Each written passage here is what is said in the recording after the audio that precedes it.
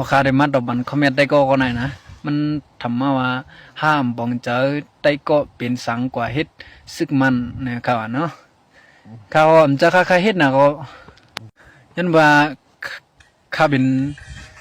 ใต้ข้าอยู่เมืองมันเขาซ้ำเก็บซึกมันนะวันให้ดิเขาซ้ำหัวดีปันเพอกว่านั่นขนาดเนาะข้าก็เลยกว่าดังเขาให้เดี๋ยวมันนั้นมาขอมเก็บนวันนี้เอาครับข้าใครเข้าน่ะได้กลมจองก็ว่าเพราะว่าคำเข้าในนวันเขาได้สุกซักเอาปุ่นด่านนวันเขาเดี๋ยวสุกซักนั้นข้าก็ได้เข้าไว้นั่นนะฮะเนาะข้าเข้าซึ่งมันว่าข้ากำลีไว้เขาเนาะเขาบังตึกมากก็7-8บอกก็เอาใส่จอดรถมาอะไรเขาเอามาเป็นยังไงตีคำเอาไว้ครับอำพึงก็ได้ไรออกขึ้นเนี่ยขอบใจได้ก็ดีทำมานะขอบใจเดียว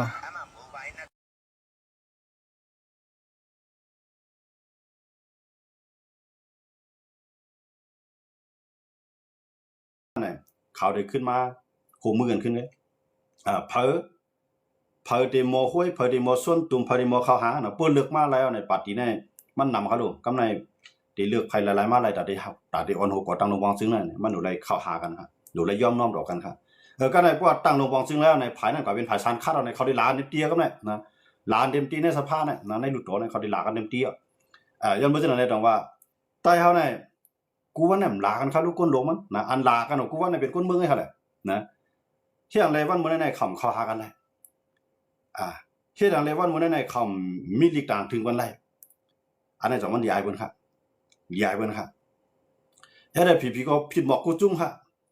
ในปางป้อยน่ะก้อยกำป้าอาสิเดียก็ผิดหมอกกูจุ้มครับอันมาเหลี่ยมมาก้อยกำป้าให้พี่เที่ยงไร2ก้อนมันเผาตายของเผาผีกันเนาะค่ะอันนี้เขาก้นเมืองใครถามเขาเนาะย้อนมาจังเลยดอกว่าพวกเขาขามาด้วยจังได๋เนี่ยเฮาหลูให้ผู้นำเขาขาในเข้าหากันต่อให้คนซื้อเขาเข้าหากันนึก็ยังมันมีอันน่ะมันพร้อมกันได้ก็ขึ้นตึกกันอยู่เรื่อยต่อให้คนเมืองเขาในส่วนตุ่มดันก็ยังพวกคนหลวงมันในอำต้มอำนึงอำคัดใจ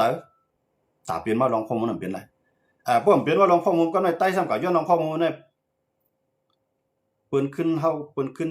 จี้หน้าตำตาเฮาก็เหลียวนะอันนั้นที่ตัวให้สิได้คัดใจดันก็ยังคัดใจเข้าหาว่าคัดใจเข้าปะโอคัดใจเข้าตาอังคัดใจเข้าหาดันคือเปิ้นยุ่มยำเนจะซึกยันบ่ซังลีเจ้าพื้นซ้ำถึงวันให้ล่ะก็ในว่าจะหวังผ้ากับหาลองพ่อมนี่นอนนะเพิ่นพ่อมันจะหวังผ้ายันมั้งเพิ่นพ่อจะหวังผ้านั่นตอนน่ะซังตอนตาโคมกันเสียเอานังดินเพียนดินเมืองเฮากับอยู่ไว้ในอ่องกอดเขาเขาพร้อมจะหวังผ้านั้นคำเจอพร้อมตอนใดเขาตึกเขาจอยจะหวังผ้าเขาพร้อมตอนใดเขาจิ้มเขาหิมเอาหน้าตีอยู่ที่จะหวังผ้าก็ในจะหวังผ้ามันจังอยู่ไรในก็มันก็ได้เอาแห้งทางแห้งซึกไงหิมนาตีจะซึกเฮ็ดไหนกำลื่นมาแบบไผกวายค่ะในกวนเมืองแต้วค่ะไผกวายกวนเมืองแต้วกวายกันเนาะย้อนไปจังได๋ต้องว่าอันเจนั้นได้กวนเมืองใต้เฮาค่ะที่เปลี่ยนยื้อการเมืองย้อนไป2ข้อนี่ก็ยาวนะที่เปลี่ยนยื้อเหมือนเจ้าหนังก้นซึกเขากูภายในคัดใจเขาดูเนี่ยนะอำว่าซุนซึกโคเขียวว่าก้นซึกโคลายคัดใจทั้งสองฝ่ายก้นซึกเขาเนี่ยนะกินจางนอนกะเดี๋ยวตั้งปีตั้งเดือนนะอำว่าที่หลายปีก็ยาวเนาะต่อว่าถึงผู้นำเขาตายก็เขาก็ทึกต่อสู้อยู่ผู้นำเขาขึ้นมาใหม่ก็เขาทึกต่อสู้อยู่ก็กะว่ามันอยากลายสังลายย้อนว่าซั่นก้นหลวงตั้งเดือมันอยากลายนะก็ย่ำอยู่จังนั้นเนี่ยเพราะว่าต้องอุบกันได้ก็อุบกันเพราะอุบกันได้ก็ปล่อยก้นตั้งใต้อุบไว้ก้นตั้งเดิมย่ำเท่ากันนะเหมือนเจ้าหนังจะหวังพามาอย่าดูในเกียงใหม่กวนจะซื้อเขากวนผู้ใหญ่ผู้มีจันทร์จะซื้อเขาอ่านกับทบเนี่ยเขาย่ำปันทบมันปองว่าเส้นครับมันปองว่าจะหวังพาในหลอกซื้อคือเฮาก็ป้าค่ะมีตั้งคัดใจดัดได้พ่อมันย่าก็กูเปิ้นหนาลาค่ะนะกูเปิ้นว่าเพิ่นการลักทบจะซื้อในกูเปิ้นไว้ใจเฮา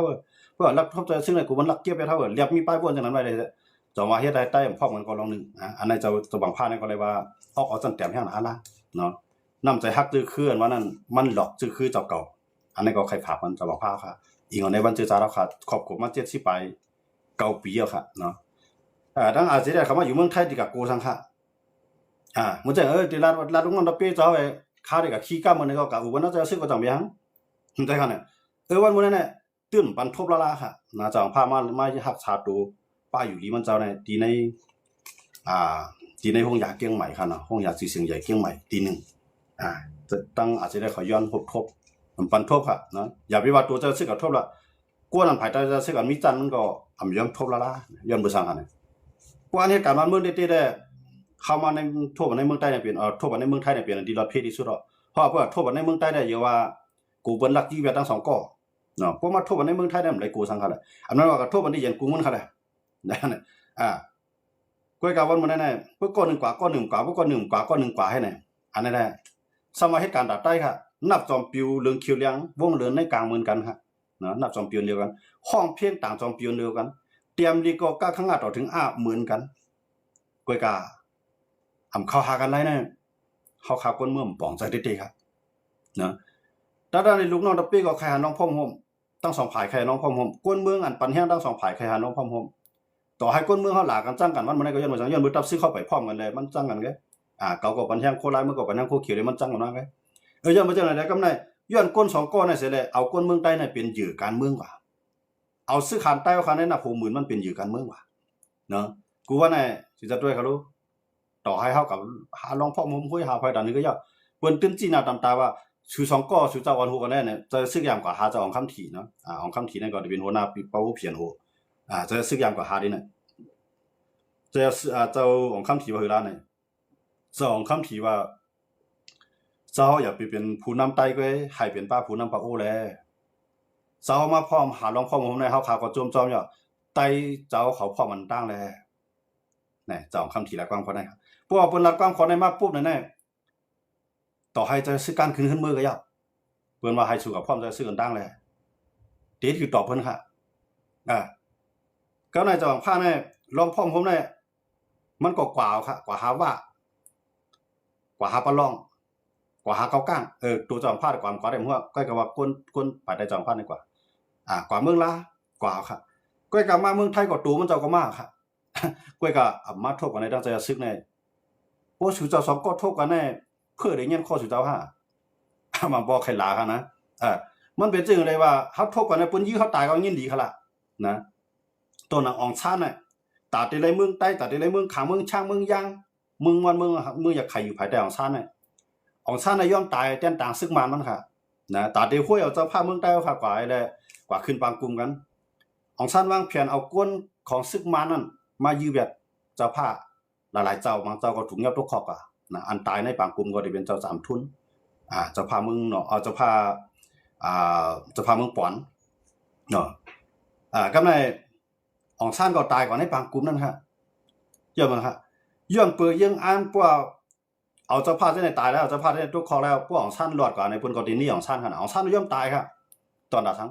ตอนตาเจ้าคือมานั่นค่ะอองซ่านย่อมตายตาเตคูบเอากูเจ้าคืออยู่ภายใต้กำมือมันค่ะวันมื้อนั้นอองซ่านในตัวหนังซอกตีนมันก็บ่นับยำครับวันมื้อนั้นก็ด้วยเขาเลยตำตบยัดได้ตั้งขึ้นสุดกุงนั่นเพิ่นไว้ดีนะค่ะเจ็ดๆถูๆเพิ่นมาค่ะซอกตีนอองซ่านซื้อคู่อองซ่านบ่ต้องยำครับวันมื้อนั้นนะเจ้าวังผ้าก็60 ปีปลายจำได้70เพราะว่าก็ได้ตายแล้วครับบ่ไปหิวไกลบ่รู้ผู้ไปหิวไกลแน่บ่รู้ไปทานตาแห้งได้กูตายแห้งค่ะตาพ่อเมืองใต้เฮานะตาพ่อผมเจอคือใต้เฮาตาพ่อผมจูเจ้าคือในเมืองใต้เฮาใครเพราะว่าเฮามาหาหลวงพ่อจูเจ้ากว่าหาพี่น้องตาอ้างก็ให้บ่รับตอนเฮาได้ย้อนเมืองบ่เฮาพ่อผมกันนั่นแหละคำใครพ่อมาก็เลยพ่อมานะบ่เขาได้อยู่กับเฮาก็เหลียวก็รอดเขาเนาะอย่างนั้นน่ะวันมื้อนั้นน่ะเฮาก็หาเปิ้นเจ้าซื้อกว่าหาเปิ้นก็เปิ้นยุ่มเฮาเจ้าของภาคกว่าหาเปิ้นก็เปิ้นยุ่มเฮามันจะซื้อยามปล่อยตัวแต้นมันจะกว่านะปล่อยเจ้าของเมียเขาปล่อยเจ้ากวนจืนเขาปล่อยเจ้าใจยีเขากว่าพวกทบปางซังนะกระทบกันทั้งปางซังมันปอกมันใจกันตั้งเมืองลาเขาก็กว่าพบทบกันก้อยกำไรสังมาครับยามเมืองยามบ่เจ้าของภาคได้จะซื้อได้ย่อมทบกันเนาะจะซื้อได้ใครทบเจ้าของภาคก็ว่าก่อนนึงย่อมทบคั่นน่ะนะอันนั้นก็ลองพวกเจ้าของภาพย่อมทบในลองพ่อของใต้มันเกิดขึ้นบ่ลองพ่อของใต้มันเกิดขึ้นในอันเจ้าของภาคยี่ไว้ซึกนั่นก็เป็นอินแห้งลงใต้เอาขานึงอันเจ้าอย่าซึกยี่ไว้ซึกนั่นก็เป็นอินแห้งใต้เอาขานึงนะย้อนว่าจังได๋ล่ะว่ากำเนิดสุดมาในอยู่ไว้กำตามมือไว้ก็ผายๆตาได้ก็ต่อยบ่นำจังต่อยกันน่ะนะวันนี้ขึ้นดีขึ้นอย่างเงี้ยตีนมันขึ้นเอาเฮาอันนั้นย้อนว่าจังได๋ล่ะว่าการเมืองใต้เฮาก็ต้องนาอะไรในที่นึงเป็นเจ้าของภาคค่ะนะที่นึงเจ้าของภาคย้อนมาย้อนว่ามันเจ้าในตาได้พ่อผมใต้ในวันเจอจากก็ยาววันคือใต้ก็ยาววันเมืองใต้ก็ยาววันอีสานก็ยาววันปีใหม่ใต้ก็ยาวอำต้นลาดลองพ่อผมเจอจากจึงใต้ค่ะสิบ่อำต้นพ่อลองพ่อผมตับซึกใต้2จุ่มสิบ่ค่ะนะย้อนบ่จังได๋ปว่า อันใต้เฮาตึกส่วนกูวันก่อนนี้อันสื่อข่าวเขาอะไรว่าถ่ายตึกส่วนให้ใต้พ่อมันกูวันก่อนนี้อันก้นซื้อเขาขำตุกค่าคานใจขุดอยู่ในหูลีหน่อยเฮ็ดจังลีนเฮ็ดจังตอนก็ลีนะก้อยกามันลีมาเลยพร้อมกันก้นนังเหนือมันพร้อมอะไรก้นนังเหนือพร้อมกันแล้วเนี่ยลูกอ่อนมันได้ใครตีหน้าเขาเตาเฮือเนอะปอมเม่มหันลีเนี่ย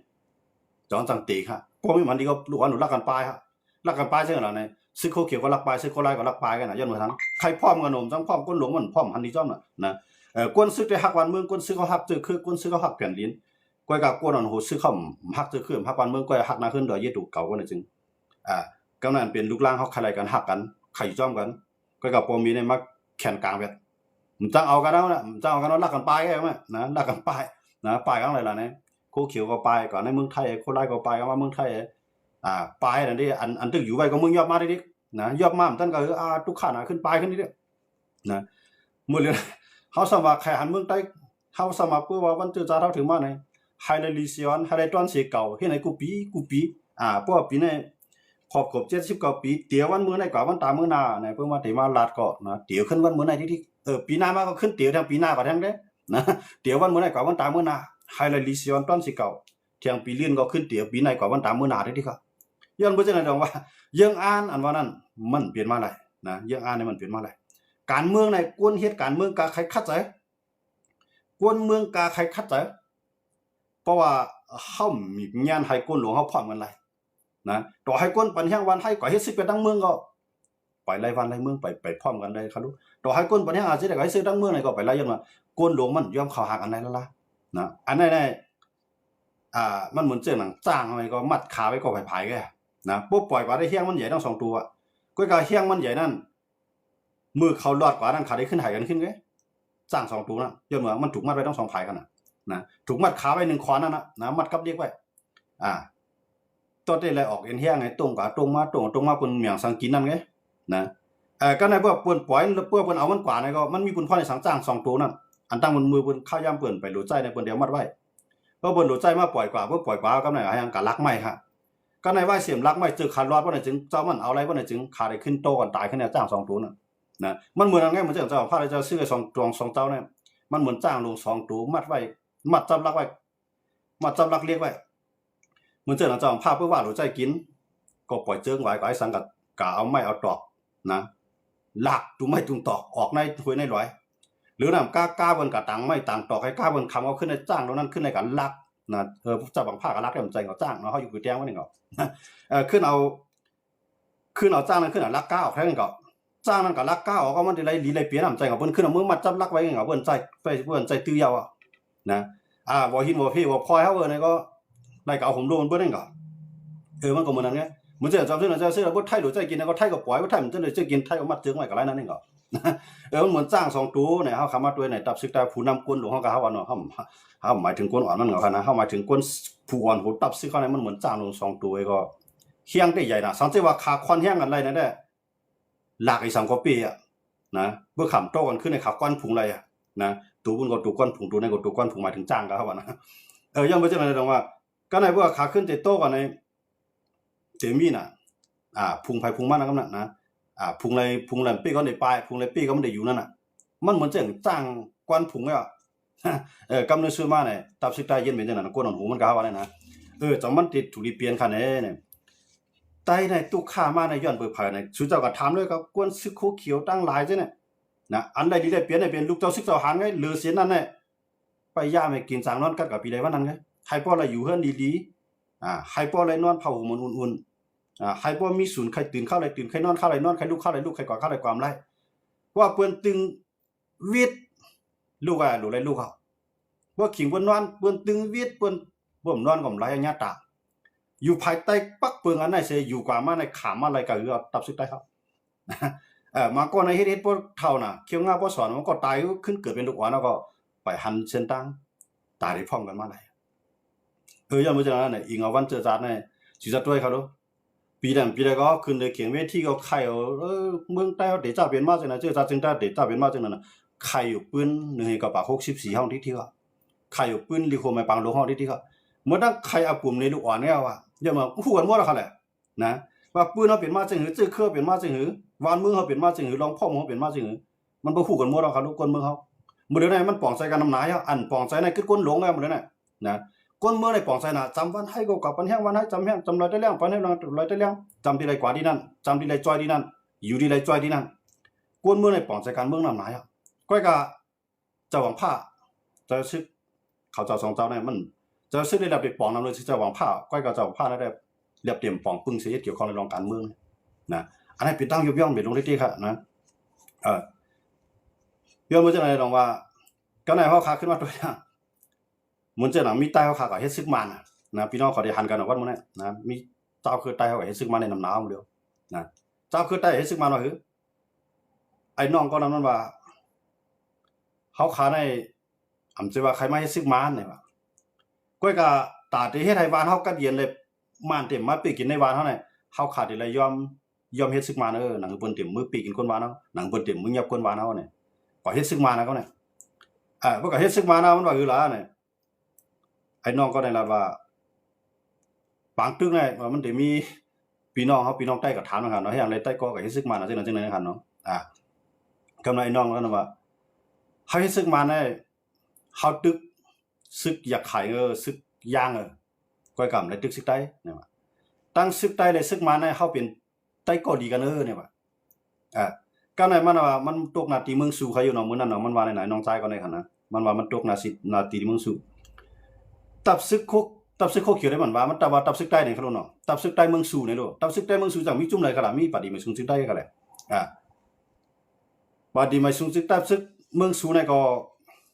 ใส่ใจเนื้อเฮานะไว้ใจเนื้อเฮานะตับซึกมานเฮาก็ไว้ใจเนื้อตับซึกใต้เฮานะมีใจเนื้อตับซึกใต้นะบอกว่ามีใจเนื้อกันในก็พร้อมกันป้องกันตับซึกปฏิมาสู่ซึกใต้มีสังก็ปันตับซึกมันกินตับซึกมันมีสังก็ปันปฏิมาสู่ซึกใต้กินก็มันว่าปฏิมาสู่ซึกใต้ของเราตับซึกเมืองสู่นี่ก็เนาะตับซึกใต้เมืองสู่นี่มันก็มีหมายถึงปฏิมาสู่ซึกใต้นั่นก็แหละมันบอกว่าเฮ็ดก็ก็นั่งมานะเฮ็ดก็ไหลว่ะเฮ็ดก็นักใต้มันไหลล่ะวนด้วยครับลูกจังว่าก้นหนุ่มใต้เฮามื้อเดียวนี้อันวนว่าเผื่อได้ก็เฮ็ดซึกใต้ในตาก็เฮ็ดซึกมานะมาในเป็นเจ้าคือใหญ่บ่ก็เฮ็ดซึกใต้ในเฮาเต็มเลยก็ตึกม่านเฮาได้เลยก็ตึกขึ้นเจ้าคือในเมืองใต้เจ้าคือในเมืองใต้ก็ได้ตึกใต้ตึกแก่บ่ก็เฮ็ดซึกมาได้ตึกเขาจังได๋คำปีเฮาหลายนี่ว่าก้นหนุ่มใต้วนจังได๋ก็มีมาค่ะกับไหนย้อนเมืองฮะย้อนเบิ่ไปก้นหลวงเฮาพร้อมกันในไปให้ตับซึกเฮาเป็นลูกเลียวกันในเหมือนดังเตียงลูกลอยให้ไปนะเหมือนนั่งเตียงลูกลอยป้ายมันว่ามันได้เปลี่ยนมาเมื่อไรค่ะลอยนั้นมันนักหนาตาได้เตียงนั้นมันเปลี่ยนไรย้อนไปจังเลยดอกว่าวันเจอจาดไผก็ลัดนะกำว่าวันคืนวันเจอจาดเฮาว่ากำว่าวันลูกพื้นเฮาว่ากำว่าวันปีใหม่เฮาว่ากำว่าวันนั้นวันไหนว่าเฮานับสร้างกูปีลองลิมตื้อเลยสังมาค่ะอันเฮาหันกูวันเนี่ยเฮาหันก้นเมืองเฮาไปกำในเฮามาด้วยแทนที่ง่ายๆมันว่ามันจังนั้นเที่ยงเลยก้นกว่าคนเมืองใต้เฮาอันกว่าที่ร้อยได้แรงในปีนำล่ะปีนั้นเนี่ยมีทั้ง7เหียง5ปากไป63ก็กวนอันกว่าลูกเมืองไทยในกว่ากำนำค่ะอันลูกเมืองใต้มาก็มีกำเอย้อนเมื่อสังเลยมันนำล่ะเนี่ยย้อนเบอมันก็ในปลายทั้งเมืองสวยมามันก็ไปเมืองหนองมามันก็ไปเมืองกึ่งไงมามันก็ไปหลายค่าเนาะไปมาสิว่าตั้งเมืองใต้บ่ทองสิบ่เกี่ยวมีลาเซียวสิว่าตั้งมาอยู่ในเมืองไทยในกำนำอำจังกับปันแฮกตับซื้อเขาดีหลายมื้อดีร้อยได้แรงเลยหันว่าคนเมืองใต้เฮาในมือวันเจอจาเฮาขนำเด็กๆค่ะอันนี้มันนี่พาว่า1ซึก1คนเมืองใต้เฮามือที่ตับซึกเข้านำตามันนี่พาว่าวานเมืองค่ะห้ามนำตานั่นเจ้าเมืองมันอยู่แหล่งกินอะไรตั้งเมืองเฮาไอ้แลลองห่มลมทางห้างมีเลยมันจ่องไกลมาหาเฮ็ดหากินเมืองไหนก็ขึ้นออกมือทั้งในนะมือ 2-3 วันนี่มากขึ้นวัน2วันนี่มากขึ้นเมื่อใดเมืองเฮาเนี่ยปฏิบัติสูงจึงได้ก็เฮ็ดเอานะวันเจอจาวันมื้อนี้นะเฮ็ดวันเดียววันน่ะปึดข้าวยามเดียวกันแท้กันเฮาขาหันในปฏิบัติสูงจึงได้หันไถป้าก้นเมืองสิโก้ค่ะในปากป้อยเขายังมาเนาะก้นเมืองในมีอีนาลาแหลมพัดไถเขาขำฮู้ก้อยกะว่ามื้อนั้นเฮาก็หันเจ้าปังผ้าเจ้าปังผ้าก็ไปหันแทนหันเจ้าสือแทนหันเจ้าพงหนุ่มหันเอาก้นเจินขึ้นมาลาดในเข่งเวทีตั้งตายในหันก้นซึกจอมหิมหอมในก้นเมืองหันในโก้ย่อมเมืองฮะย่อมเมืองสังแหลมไถป้าค่ะผีพวกเขาลงนั่นป้าก้นเมืองให้โก้ค่ะนะว่าได้เป็นตั้งวิดีโอเนี่ยว่าได้เป็นตั้งแคปหังเนี่ยไปหันครับนะเพื่อหันก็สมวันใครนึงหั่นนะ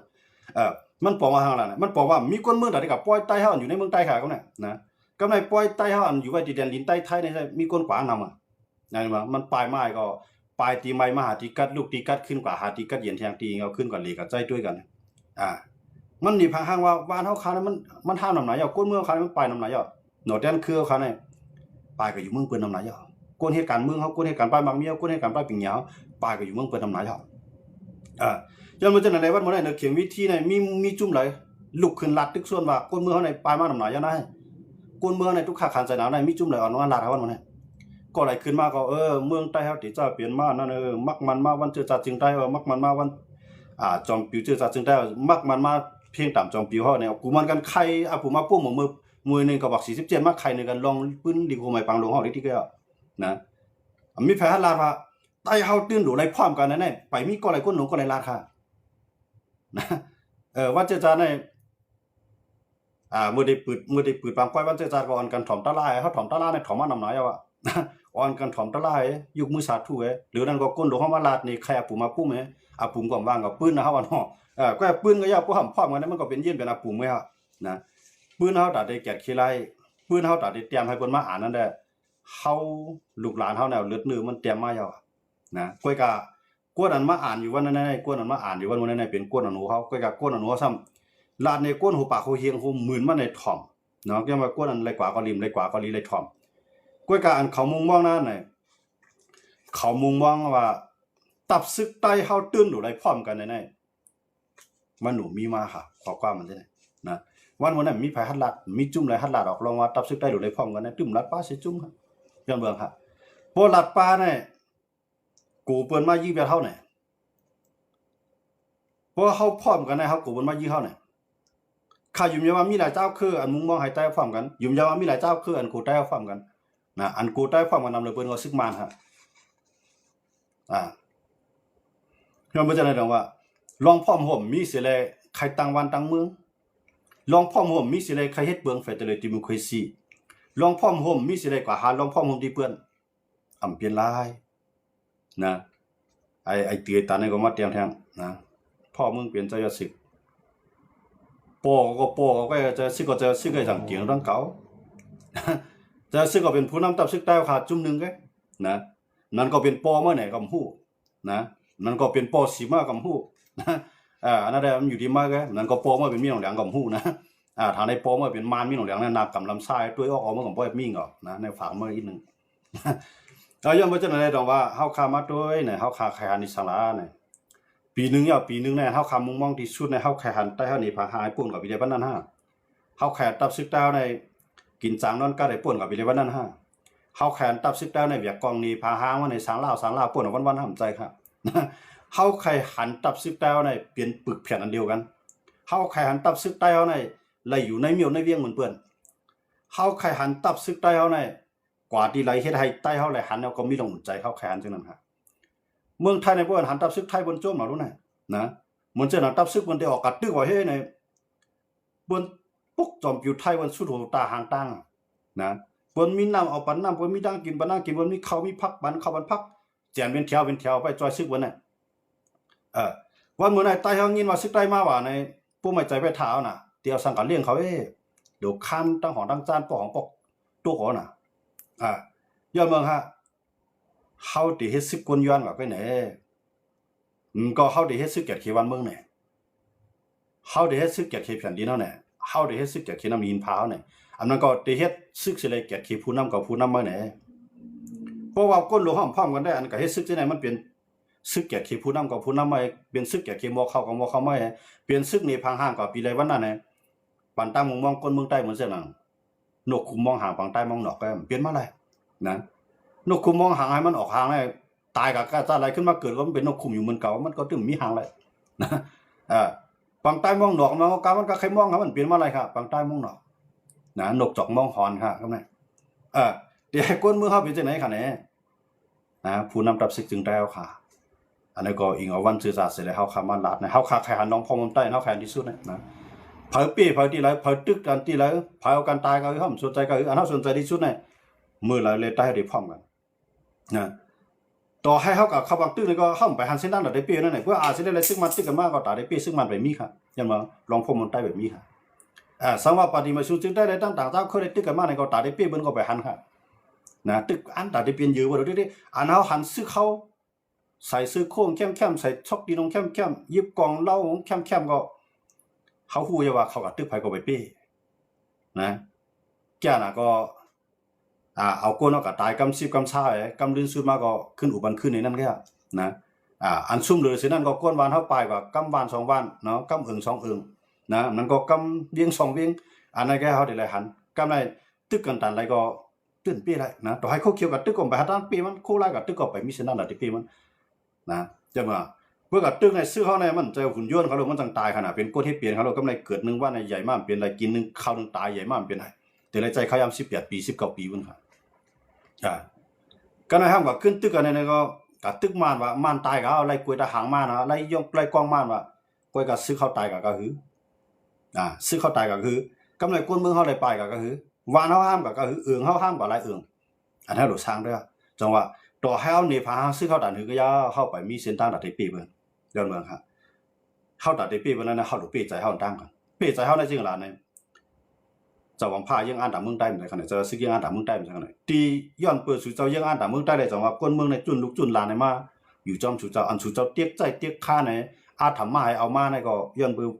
เขาวนด่าเจอจารอนเมืองในเจอคือเลยเขาจองแก้มปลายเขาอยู่เยี่ยนกันกว่านะวันมื้อในใครว่ามีกูกวดกูลอยกูห้วยกูกิ่วนะตับซึกแล้วในนำไว้ก้อยกับมันว่าน้ำกองหรือลอยนะกองในห้วยนะกองต้องผังตาผังตั้งในเวียงตีฝังตีเปียงตีก้าตีขายตีป้ายปิ่งหยาตีขึ้นใหญ่ตีไฟผ้าเลี้ยงซาสีจุมองหอมหญ้าค่ะนะยังเป็นจังไรในวันเจอจาเขาขาได้ขอบขดถึงมา7 8 9 ปียาวความหมายว่าเจอจาในนั้นตอนตากูเจ้าคืออะไรอยู่ลีกินลีตอนตากูเจ้าคือมีรองอองมีรองข่มรวมตอนตากูเจ้าคือมีรองทางห้างตอนตากูเจ้าคือมีรองขึ้นใหญ่ค่ะอันว่าเจอจานในวันเมื่อไหร่7 8 9 ปีในมีปีไรค่ะตีนใต้เฮามีตื้อตั้งตัดอะไรก็เย็นดีมีตื้อตั้งตัดอะไรมีรองข่มรวมดีหันซื้อเข้าป้อไรอุ่นใจไว้หันจุ่มไรก็ป้อมไรไม่ใจป้ากูบนมายี่กูบนมาย่อมเนี่ยจะเป็นไรบ้วนป้าเนี่ยมือไรเฮาได้ไรค่ะ79 ปีในเฮาไร3 ปีไรค่ะนะ79 ปีเดียวค่ะวันเจอจานเฮาค่ะจะถึงปากปีแล้วครับนะครับว่าพี่น้องครับว่า79 ปีก็ต่างเพราะว่าปีช้างขนาดเขาได้ถึงเอาค่ะนะเพราะว่าแทงปากปีได้เขาจะได้ก็อยู่นัดตอนถึงปากปีได้มันอยู่ก็นะจองภาคก็มีจะซื้อก็อยู่บางเผาเขาจะได้ก็อยู่ก็เป็นไรนะเพราะเขาจุเจ้าเขาจะได้อยู่ในลูกหลานเขาจะได้ก็เยี่ยนนำหนายาวนะจองไรว่ามือไปตายชายใจไปเสียงในเฮ็ดไว้ทาเลยตาลองพร้อมผมตับซื้อเขามุงมองให้ก้นคือได้พร้อมกันแน่ข้าอยู่ยังว่าเรือนเดียวไว้เฮ็ดไรนะให้ก้นคือได้พร้อมกันแน่เพราะตับซึกได้พร้อมกันแน่ก้นก็อะไรที่มันใครพร้อมนะเพราะมันพร้อมก็มันก็อยู่แล้วมันก็เลยพร้อม